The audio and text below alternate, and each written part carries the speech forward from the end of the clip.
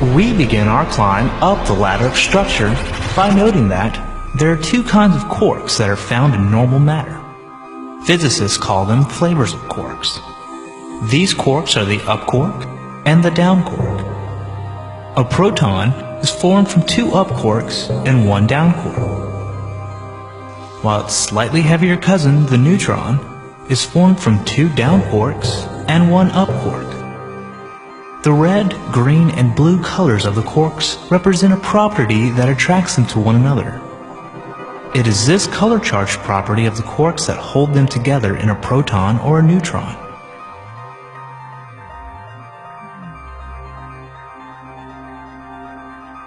These protons and neutrons can then combine to form the nucleus of each element in the periodic table.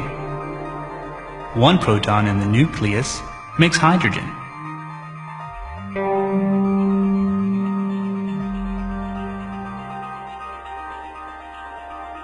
Two form helium.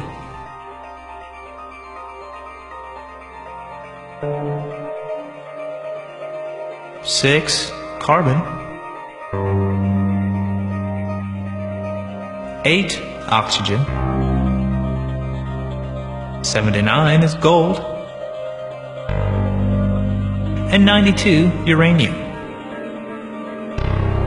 Neutrons help hold the protons together. Because of their electric charge, protons would repel each other more strongly if neutrons were not present, and the heavier elements would come apart.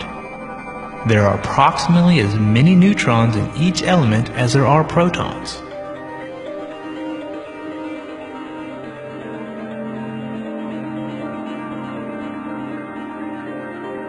Atoms are formed when the positively charged protons in the nucleus capture the negative electrons. Neutral atoms capture one negative electron for each positive proton in the nucleus. So, hydrogen has one electron to go with its one proton. Helium, 2 electrons. Carbon has 6. Oxygen, 8.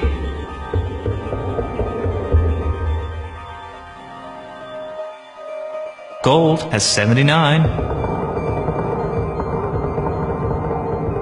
and uranium 92. There are nearly 90 stable elements. The largest of them contain close to 800 fundamental particles joined in a complex but stable structure. But electrons cannot just gather around in a crowd. The strange, wonderful world of the tiny has some quantum idiosyncrasies.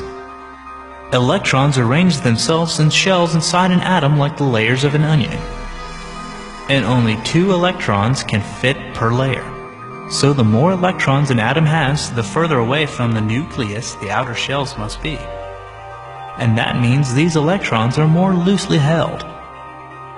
It is this difference in how tightly electrons are held in each different kind of atom that determines the chemical properties of the element. This accounts for the ability of metals to conduct electricity, the aloofness of noble gases, and the formation of molecules. It turns out that protons in 2 or more different nuclei can sometimes capture and fight over the same electron.